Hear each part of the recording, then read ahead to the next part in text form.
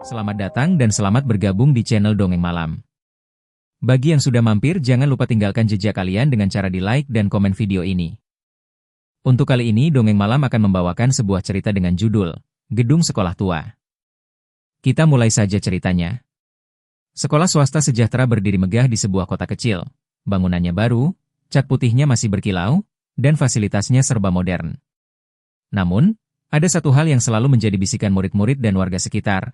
Bangunan tua di belakang sekolah yang sudah puluhan tahun ditinggalkan.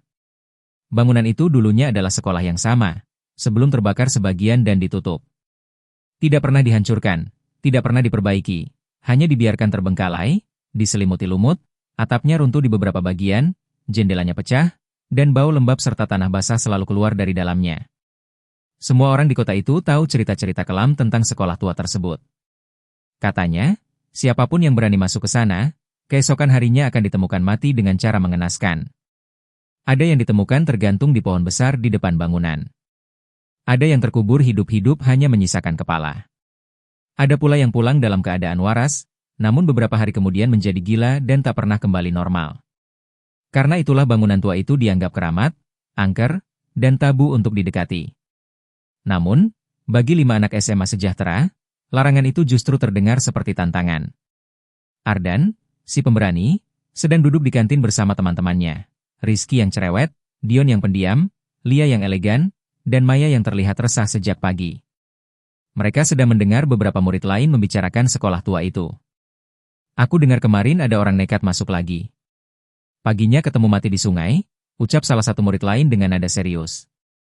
Ah, itu cuma mitos. Orang mati di sungai bisa karena apapun, kenapa harus dikaitkan sama sekolah tua? Jawab Ardan, geleng-geleng kepala. Dion menoleh cepat.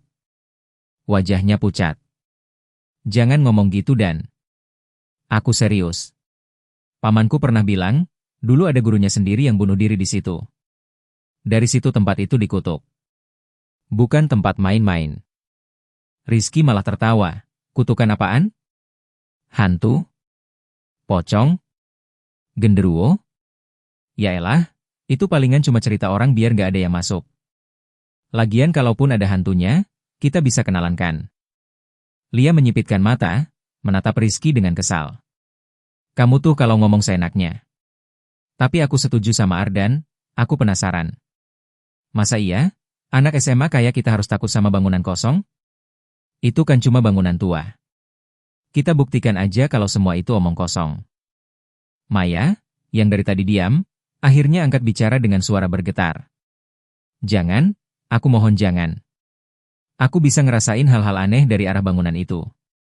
Aku pernah berdiri di lapangan belakang, aku dengar suara langkah-langkah, padahal nggak ada orang. Malamnya aku mimpi buruk, ada anak kecil berdiri di jendela sekolah tua itu, senyum sambil nunjuk aku. Ucapannya membuat mereka terdiam sesaat. Namun, Ardan menepuk bahu Maya. Itu cuma mimpi, Mei. Jangan terlalu percaya. Kalau kamu takut, nggak usah ikut. Tapi aku mau buktiin kalau semua cerita itu bohong. Lia mengangguk. Aku ikut. Aku nggak mau orang-orang terus-terusan percaya hal bodoh begitu. Rizky angkat tangan, ya jelas aku ikut. Aku pengen tahu ada apa di dalam. Dion menggeleng keras. Aku nggak setuju. Kalian gila. Kita bisa kena masalah kalau ketahuan. Ardan tersenyum tipis. Justru karena semua orang takut, nggak ada yang berani ngecek. Kalau kita bisa masuk dan keluar dengan selamat, besok kita bakal jadi legenda di sekolah. Siapa yang berani menantang mitos? Akhirnya, meski awalnya menolak, Dion terpaksa ikut karena takut ditinggal sendirian. Begitu juga dengan Maya, meski berat hati tak ingin membiarkan mereka masuk tanpa peringatan. Malam itu, mereka berlima sepakat untuk berkumpul setelah sekolah, menunggu suasana mulai gelap, lalu menyelinap masuk ke bangunan tua di belakang sekolah. Sore menjelang malam. Langit memerah, burung-burung gagak terbang rendah di atas pepohonan dekat bangunan tua itu. Suara jangkrik mulai terdengar nyaring. Bangunan sekolah tua tampak lebih menyeramkan dari dekat. Dindingnya penuh lumut, jendela pecah menganga, dan bau busuk entah dari mana menyengat hidung mereka. Pohon besar berdiri angker di depan sekolah itu, dengan cabang-cabangnya yang melengkung seperti tangan siap mencengkeram. Di sanalah, Konon, orang-orang yang mati gantung diri ditemukan. Maya menggenggam erat lengan Lia. Perasaan aku nggak enak, rasanya ada yang ngikutin kita. Rizky menyorotkan senter ke pintu depan sekolah yang terbuka setengah. Lah, pintunya kebuka. Berarti udah ada yang masuk dong. Hantunya mungkin lagi siapin jamuan buat kita. Berhenti bercanda, bentak Dion, suaranya bergetar. Ardan melangkah duluan. Ayo. Jangan lama-lama di luar. Kita buktikan sekarang. Mereka pun masuk. Begitu kaki melangkah melewati ambang pintu, hawa dingin langsung menyergap. Udara di dalam jauh lebih pengap, baunya lebih menusuk. Koridor panjang terbentang di depan mereka, dindingnya retak, cat-catnya mengelupas, dan di beberapa bagian terlihat noda merah gelap yang seolah meresap ke dalam tembok. Seperti bekas darah, gumam Lia pelan. Senter Rizky menyorot papan tulis tua di ruang kelas. Masih ada coretan-coretan samar. Tapi yang membuat bulu kuduk berdiri adalah tulisan merah besar di papan tulis itu. Jangan masuk. Tulisan itu basah. Seperti baru saja ditulis. Maya menutup mulutnya, hampir menangis. Aku bilang apa? Kita nggak boleh di sini. Namun Ardan tetap melangkah masuk lebih jauh. Mereka menelusuri satu demi satu ruangan. Awalnya hanya berisi meja-meja berdebu, kursi patah, dan pecahan kaca. Tapi semakin ke dalam, suasana semakin aneh. Pintu yang tadinya terbuka, tiba-tiba tertutup sendiri. Langkah-langkah kaki terdengar mengikuti, padahal semua diam. Bayangan anak kecil berlari di ujung koridor, tapi ketika dikejar, tidak ada siapapun.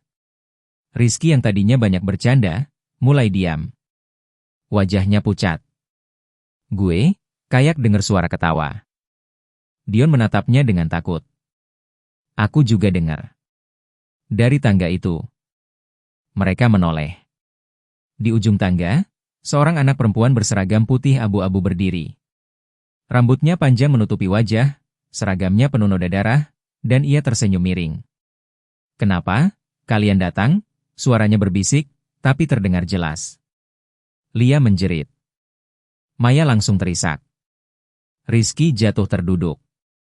Ardan, meski gemetar, mencoba berteriak, "Kamu siapa? Apa maunya?" Anak itu tertawa, suaranya bergema panjang. Lalu tiba-tiba menghilang. Namun, sejak saat itu, satu persatu dari mereka mulai merasakan sesuatu. Dan sejak malam itu, tidak ada yang sama lagi. Koridor sekolah tua itu semakin gelap, meski mereka membawa senter. Entah kenapa, cahaya senter seakan tidak mampu menembus jauh.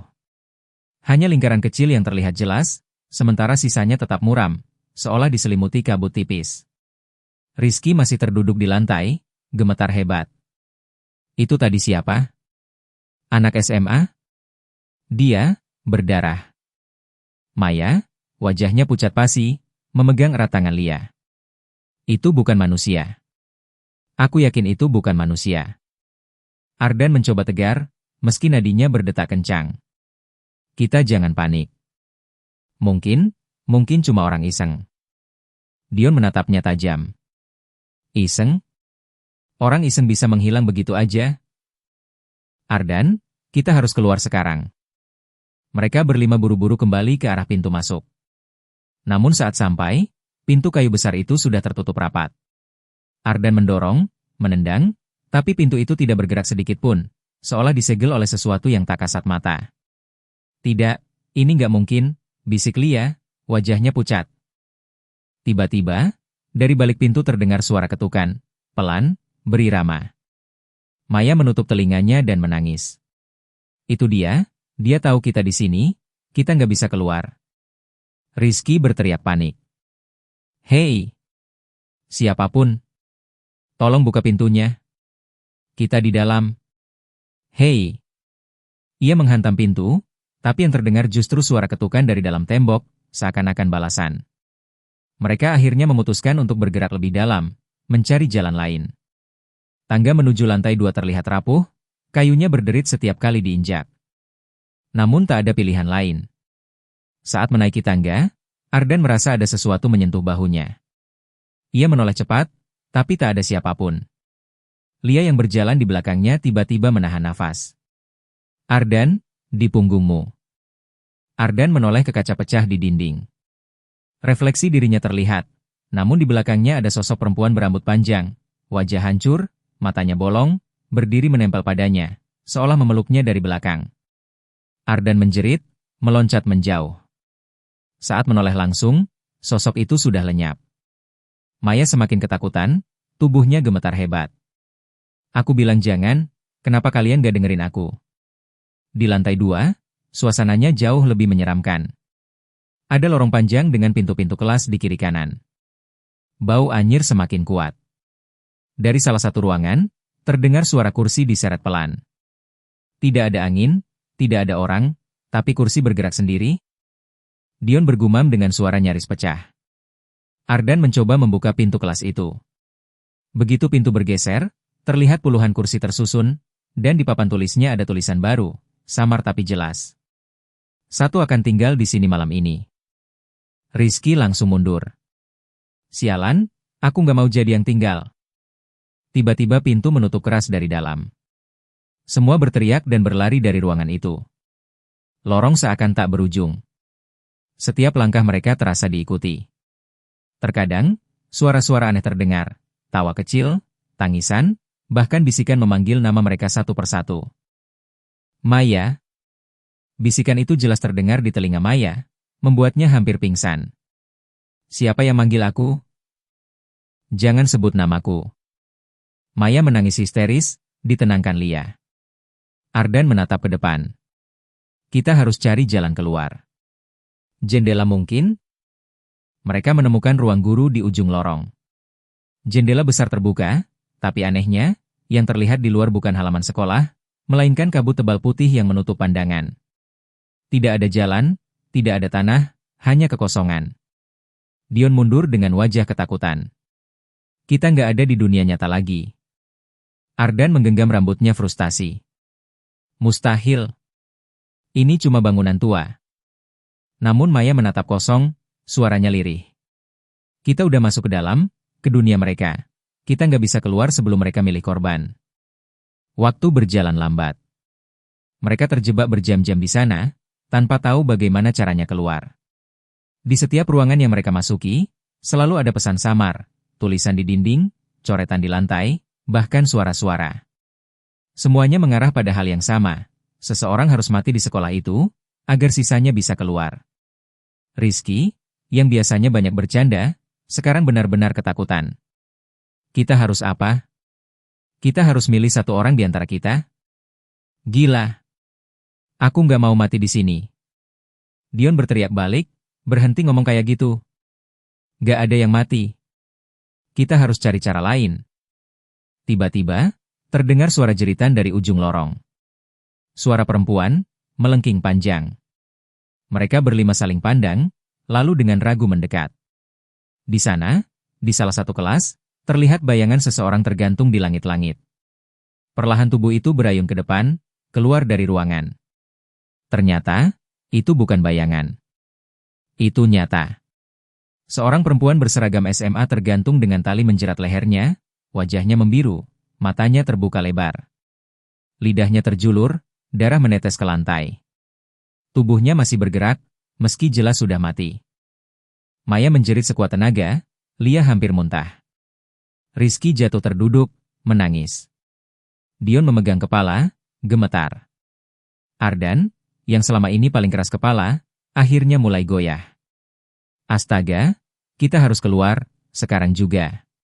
Namun sosok itu tiba-tiba menoleh ke arah mereka, meski seharusnya lehernya patah. Ia tersenyum mengerikan. Satu di antara kalian, harus menggantikan aku. Ketegangan semakin menyesakan. Mereka berlari tanpa arah, mencoba mencari jalan lain, tapi bangunan itu berubah-ubah. Koridor yang tadinya lurus, kini bercabang. Pintu yang baru dibuka bisa mengarah kembali ke tempat sebelumnya. Seperti labirin hidup. Dan satu persatu, mereka mulai diteror lebih pribadi. Rizky mendengar suara ibunya memanggil dari dalam salah satu ruangan. Saat ia mengintip, ia melihat ibunya sedang duduk, menangis. Tapi ketika ia masuk, yang dilihatnya hanyalah mayat gosong yang berusaha meraih tangannya. Rizky menjerit sampai suaranya serak. Lia melihat dirinya sendiri di cermin pecah. Tapi bayangannya itu menatapnya dengan senyum bengkok, lalu mulai menghantamkan kepala ke kaca sampai berdarah, sementara Lia asli hanya bisa mundur ketakutan.